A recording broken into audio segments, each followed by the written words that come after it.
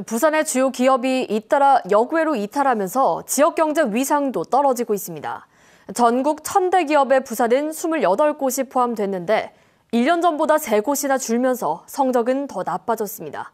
보도에 이슬 기자입니다. 올해 초 조립 생산 라인을 교체하며 미래차 생산에 박차를 가한 르노코리아. 북미 수출용 전기차 폴스타4 위탁 생산에 돌입하며 전기차 생산 시설을 대폭 늘렸습니다. 대미 수출 확대와 신차 출시에 따른 판매량 증가로 부산에서 매출액 기준 2위 기업이 올랐습니다. 해마다 1조 원 이상 투자하며 투자 규모로는 1위 자리를 지켰습니다.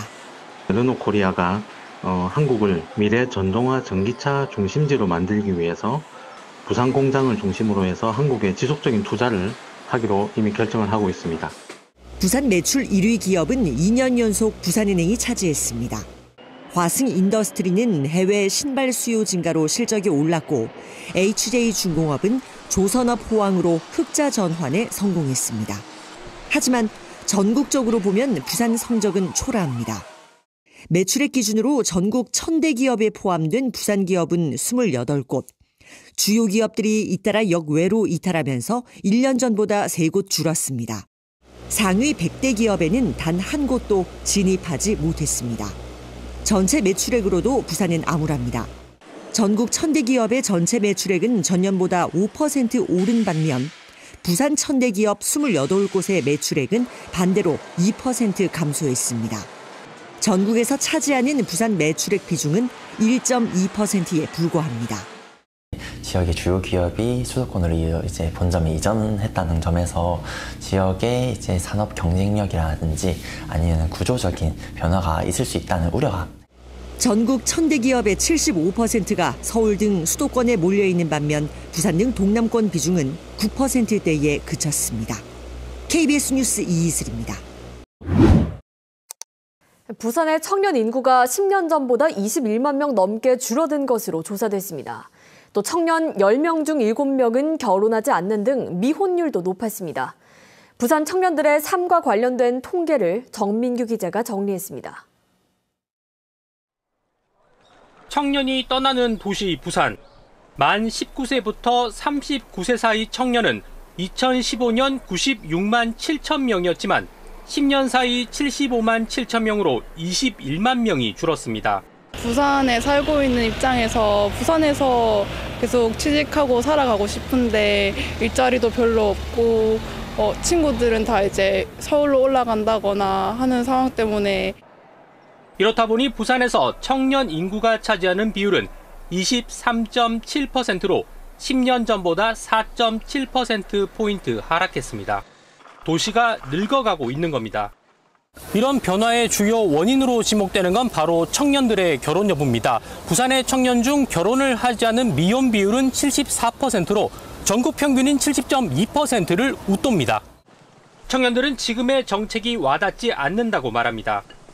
실질적으로 조건도 되게 까다롭고 실평수가 되게 작다고 알고 있어요. 그래서 결혼까지 이어지기에는 조금 부담이 된다고 생각이 듭니다. 고용률은 67.3%로 10년 전보다 6.3%포인트 증가했지만 양질의 일자리를 원하는 청년들의 바람과는 거리가 있습니다. 커리어를 쌓는 이제 그런 일자리가 많이 없다고 생각합니다. 대기업이나 중견기업 같은 경우에는 다 경기도 수도권에 위치해 있고. 하지만 2023년 기준 부산의 여가 활동 만족도는 77.1%로 2016년에 비해 19.2%포인트 상승했습니다. 특징적으로 볼 수 있었던 것은 일자리를 포함한 소득, 자산 등 경제적인 측면은 수도권이 좀 더 우위라고 볼 수 있었지만 사회적 관계라든지 주거, 안전 등을 비롯한 삶의 만족도 전반은 부산 지역이 높게 나타났습니다. 청년이 살고 싶지만 떠나야 하는 도시 부산. 좋은 일자리 확보라는 정책적 과제가 여전한 숙제로 남았습니다. KBS 뉴스 정민규입니다.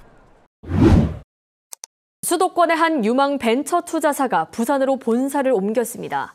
창업기업을 지원할 벤처 투자사 부족에 시달려온 부산은 희소식입니다. 하지만 취재 결과 벤처 자본의 수도권 쏠림은 여전한 것으로 나타났습니다. 보도에 이슬 기자입니다.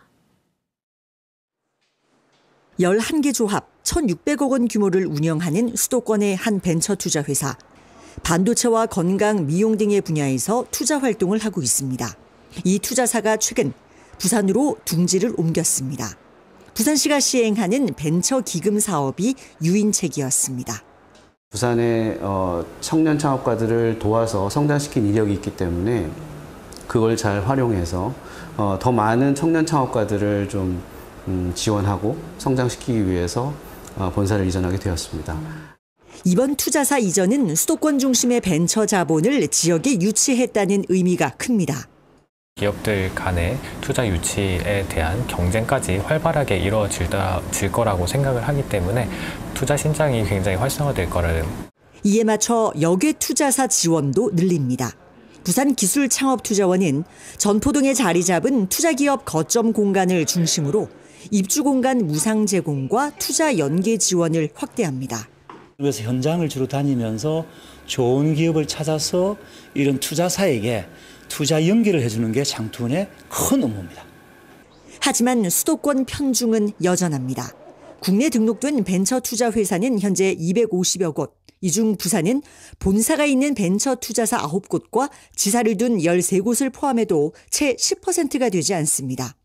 80% 가까이가 수도권에 집중된 탓입니다. 부산시부터 투자사, 금융권까지 지역의 창업 생태계를 탈바꿈하기 위해 벤처 투자 활성화를 지원하는 노력이 절실합니다. KBS 뉴스 이이슬입니다. 부산의 심각한 인구 문제로 자영업 생태계가 흔들리고 있습니다. 자영업자가 갈수록 고령화하고 개업보다 폐업이 많은 구조가 굳어지고 있는데요. 부산 실태에 맞춘 자영업 정책 변화가 시급합니다. 이이슬 기자입니다. 10년 동안 마트를 운영했던 남성.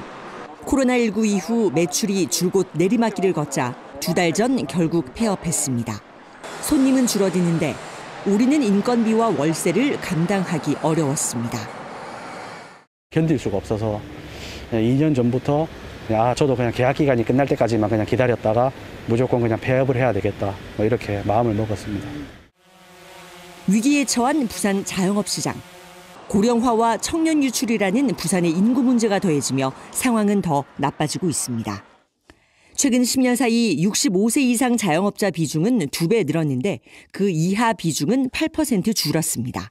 전국과 비교하면 부산의 구조적 특성은 뚜렷합니다. 연령별 소비 성향도 자영업의 역동성을 떨어뜨립니다. 고령층은 식료품과 같은 필수재 소비가 많은 반면 음식, 숙박 등의 소비는 적습니다. 그래서 실제로 외식, 숙박, 교육 등의 폐업률이 높습니다. 청년과 중장년층이 지역 내에서 계속 일을 하고 창업할 수 있는 기반도 넓히고 고령층 자영업자의 경우에는 안정적인 사업 유지 또는 연착륙을 할 수 있도록 돕는 게 중요하다고 볼 수 있겠습니다. 2023년 기준 부산의 자영업 개업률 17%, 폐업률은 21%. 최근 10년간 개업보다 폐업이 많은 구조가 굳어지며 활력을 잃고 있는 부산 자영업 정책에 질적 전환이 필요한 시점입니다. KBS 뉴스 이이슬입니다. 김영훈 고용노동부 장관이 오늘 동아대학교를 찾아 특강을 통해 지역 청년들을 만났습니다. 노동시장 구조를 바꾸는 정부의 노동개혁 정책에 지역 청년들은 채용이 줄진 않을까 불안감을 드러내기도 했습니다. 보도에 최위지 기자입니다. 지역과 청년, 일의 미래를 주제로 특강에 나선 김영훈 고용노동부 장관. 우선 부산의 경제 활력이 떨어져 청년 일자리에 대한 고민이 깊다고 털어놨습니다. 노인과 바다라고 부산이 활력을 잃어가고 있다. 부산의 일자리 문제가 결국 대한민국의 일자리 문제이고 그것은 바로 청년의 문제이고 우리 미래의 문제다. 하지만 정부의 노동정책은 노란봉투법부터 정년 연장, 주 4.5일제까지 노사 갈등과 인구 고령화 대처 등에 초점이 맞춰진 상황. 이로 인해 청년 일자리가 더 위축되지 않을까 지역 청년들의 위기감이 큽니다. 기업이 비용을 언젠가는 어떻게든 떠안아야 한다는 사실입니다. 이렇게 되면 기업은 신규 채용을 줄이거나 구조조정을 하는 방향으로 나아갈 것이 분명합니다. 또 다른 청년은 산업재해를 줄인다는 취지의 작업 중지권이 노동자 생계에 타격을 주는 역효과를 우려했습니다. 사망사고가 일어나면 일주일간 그 현장 자체를 셧다운하는 정책을 하고 계시다고 들었고, 사실 저희 아버지가 계시는 현장에서도 1급으로 돈을 받기 때문에. 김 장관은 노동정책 변화 속도가 빨라 청년층이 느낄 불안을 잘 알고 있다며 청년 목소리를 노동정책에 더 반영해 세대 간 고용 균형을 재조정하겠다고 설득했습니다. KBS 뉴스 최휘주입니다.